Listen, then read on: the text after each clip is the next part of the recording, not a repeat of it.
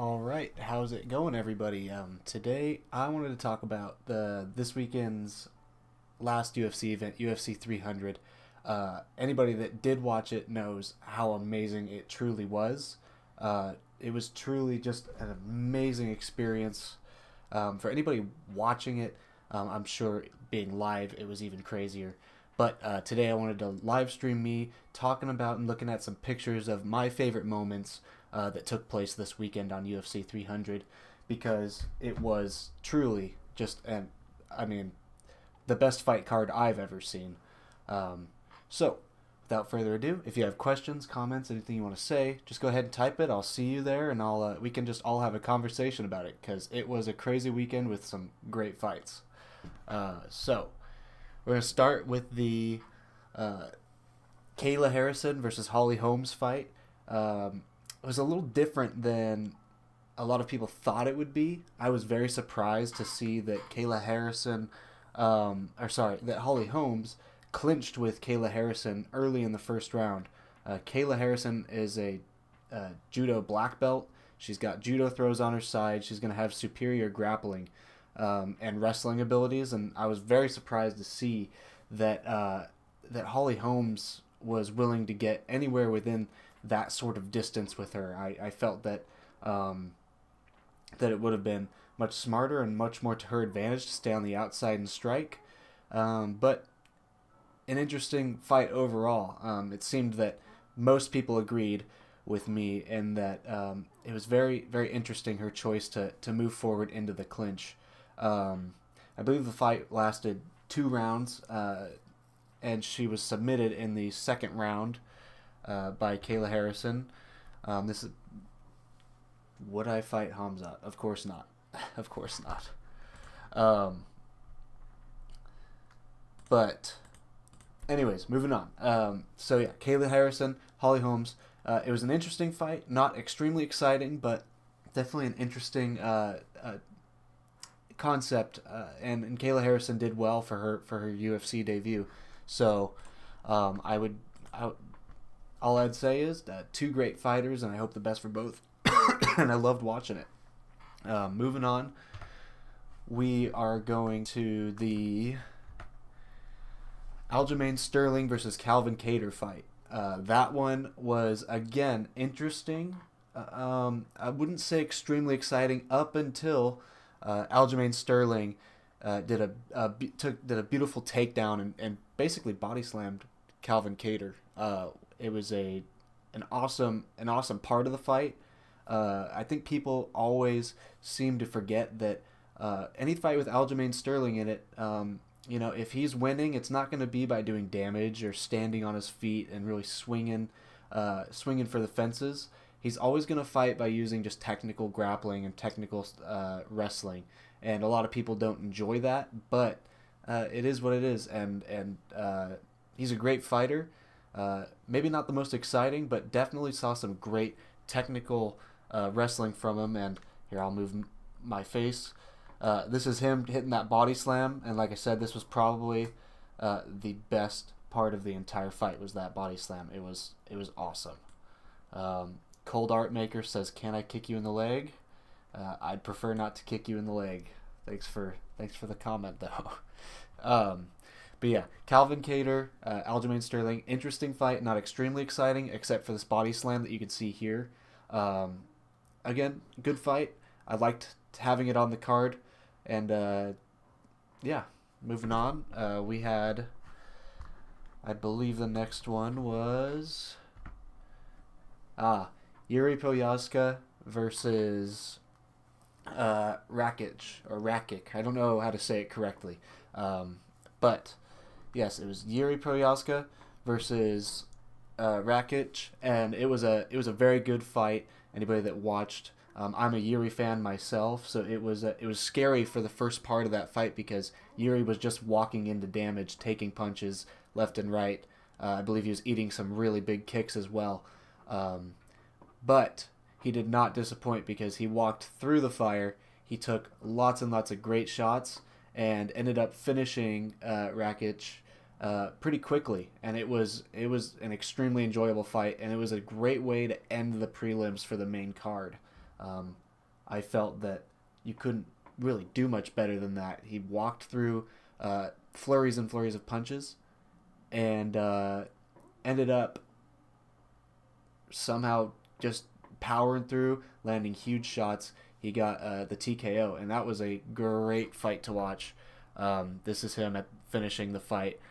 He caught him, and the ground and pound was vicious. And I mean, I'd be lying if I said I wasn't surprised. I mean, Yuri is just a great fighter, and I had him winning all day. So I was glad to see him do as well as he did. And it was a really exciting fight overall, even though it didn't last much time.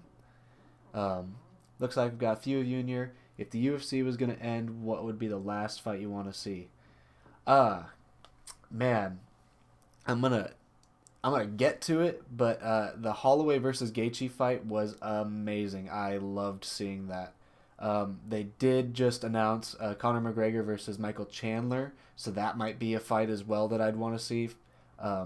There's just so many great fights, and I'm such a nerd for this stuff that I couldn't say that I could pick one, but I've got a few in mind, and those are two of them: the Holloway and Gaethje, and Chandler and Conor. That would be fun.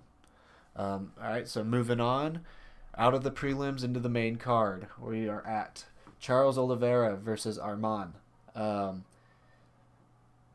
think for most people, this was one of those fights where they wanted, the fight ended and everybody thought, hey, it would be nice if we had 5 rounds for this one.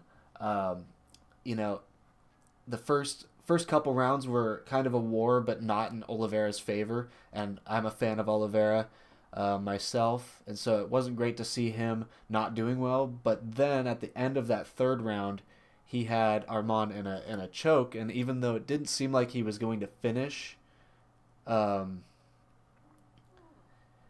even though it didn't seem like he was going to finish him, it was exciting, and you just know that Oliveira never gives up. So maybe if he had a couple more rounds, it would have went better. But we probably will never know. And there's the awesome picture of him in the choke, sticking his tongue out. It's pretty awesome. Let's see. Sriram, I never see fights. I can never understand the moves. All of the looks, very new. Yeah. Breaking down anything that any of these fighters do is difficult. They're at such a high level. Understanding the moves understanding the moves shouldn't be your big goal. I think your biggest goal when watching these fights is just to enjoy them, because they were amazing this weekend. And like I said before, I think this was the best card I've ever personally watched. So anyways, moving on from Oliveira and Arman, very good fight, exciting, but the night just kept getting better and better. So then we go to Max Holloway versus Justin Gaethje. This one was insane. I mean, I don't know if you could ask for anything more in a fight. Talk about exciting. Not once did they wrestle, not once did they clinch. The entire time these two were just throwing bombs at each other. At the end of the first round, Max Holloway landed a spinning back kick that hit Justin Gaethje in the nose, and it definitely broke his nose.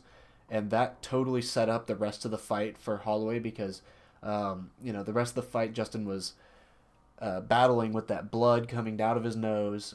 It was his eyes. He got some eye pokes, so there's that as well. But when you get your nose hit, it makes it extremely difficult to really move around and see what you're doing and to fight efficiently. And so Max broke his nose at the end of that first round, and it was an amazing spinning back kick, which he then landed probably 4 or 5 more times throughout the fight, if I remember correctly. And it was just a beautiful, beautiful fight. And I'm sure anybody that has on social media has seen videos of the last 10 seconds where Max just pointed at the center of the octagon, and that's a risk he took simply because he was fighting for the BMF belt, and he wanted to prove he is the BMF. He went to the center of that octagon, and they threw hands for the last 10 seconds of the round, and it ended up that Max caught Justin with an amazing overhand right, and it knocked him out cold, and he was out cold for a while. It was a beautiful, beautiful fight. I loved watching it. Me as well as everybody around me, and even the commentators on the fight, everybody was out of their seats when this fight ended. I mean, 24 minutes and 59 seconds into a 25-minute fight is an insane way for a fight to end by knockout. Getting the knockout in the literal last second of the fight is insane and amazing. And I mean, I'm sure I'm going to see great fights in the future, but I can't say that I'm confident that anytime soon I will see one that tops that. I mean, this was one of the top 3 best fights I've ever seen, period. Past, present, it was a beautiful fight. Anybody that hasn't seen it, anybody that's here and is looking for something to watch that'll just get your heart pounding and something you'll truly enjoy, especially from a striking perspective, this is the one you want to look at. It was an amazing fight. Kicks, punches, everything. It was high IQ. It was great movement. It was exciting. There was power. And in the end, Max just he won the fight. I mean, from start to finish, it was his. And as you can see in this picture, he is very, very happy about it. And I think I was too. I was voting for Max Holloway as well. So that was a great fight, and good for him. And Justin Gaethje was a warrior for standing with him for basically 25 minutes, and it was just an amazing fight. Definitely go watch if you haven't already. And if you have, let me know how much you liked it, because it was quite a fight. Moving on to Zhang Weili versus, I can't get her last name right, but her first name's Yan. Yan versus Weili. It was a great fight. There was overall complete dominance by Zhang Weili, which was not surprising. She's such a great martial artist on the ground, on the feet. She's a well-rounded fighter overall, and so I wasn't surprised to see her do as well as she did. However, Yan stood with her and threw some great counter punches. And despite that, at the end of the first round, she actually went out. She was out cold for a second, and then woke up and came back, and I think she may have won a round or two. Or maybe not a round or two, but she made some statements in a couple rounds where, you thought the fight might go one way or the other. And it was a great fight. She showcased some great striking and high IQ kick catches and sweeps. And Zhang Weili just basically dominated her through pressure and wrestling, ground and pound, and jiu-jitsu. It was a great fight, a great display of two different types of martial arts. Obviously, Zhang Weili came out on top, but it was an extremely interesting fight and very different styles overall. But again, styles make fights, and it was a good one. So, moving on, the main event, Alex Pereira versus Jamal Hill. Now, anybody that was watching saw that about maybe 3 or 4 seconds before this shot was taken and Jamal Hill got knocked out, Jamal Hill caught Alex Pereira's cup with a kick. Herb Dean tried to step in and split up the fight, give Pereira time to breathe and go through the groin shot, and Pereira simply told him leave us alone, and then the next punch he threw knocked out Jamal Hill, which is shown right here, right up there. It was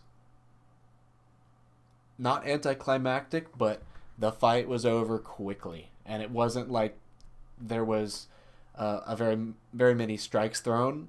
I I don't know exactly how many were, but it only took one from Pereira to knock out Jamal Hill, and it was quite a knockout. And his celebration was, I mean, his celebration was even better. Just the good old, you know, what am I supposed to do here? He basically got through the fight completely unscathed. It was an amazing performance, and just really pays a testament to who he is as a fighter, because the sheer power he can create with his punches is really just insane. He barely even clipped Jamal Hill with the two bottom knuckles of the punch, which anybody that knows anything knows. You want to create power, you want to have a good punch, you hit with these two knuckles here. He caught him with the bottom two knuckles, and it didn't even hit cleanly. It just skipped off his face, and that's how much power he creates, because he did that and Jamal Hill was out.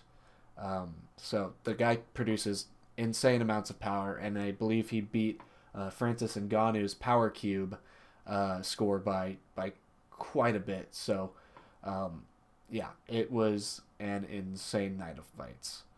But overall, great night of fights, super enjoyable. I don't know how the UFC is going to top this, but they will, because they always do. You say that, and then a few fight cards later, you get something even more insane. So, anyways, if anybody wants to say anything before this is over, I'd be more than willing to talk to anybody. I can see the chat right now. If not, let me know if you want to see more of these types of videos where I talk about fight, previous fights from the weekend before, or breaking down certain fights between fighters. I'm more than willing to do that. I'm already watching the fights anyways, so talking about them is no problem. If you don't want to see more of this content, let me know. I will just simply go back out into the garage and swing on the bag some more, and that's totally fine with me as well. Right now, I'm just looking for ways to get people engaged and to have people really enjoy martial arts the way I do, and to show them, the progress I'm making, as well as ways they can make progress themselves. So, anyways, thank you for watching. If you're watching this after the live stream, let me know if you like it. Share it with anybody you want to share it with, or not. It doesn't matter to me. And yeah, leave a comment. Let me know what you want to see. Combos, regardless, anything. I'm got an open mind, and I just want to try some new things and make videos for you guys. So, anyways, have a great night. Enjoy more UFC events.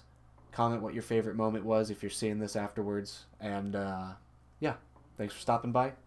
I will talk to you guys later. Stop by in my other streams. Hopefully they're more entertaining than this one. Go up every time. So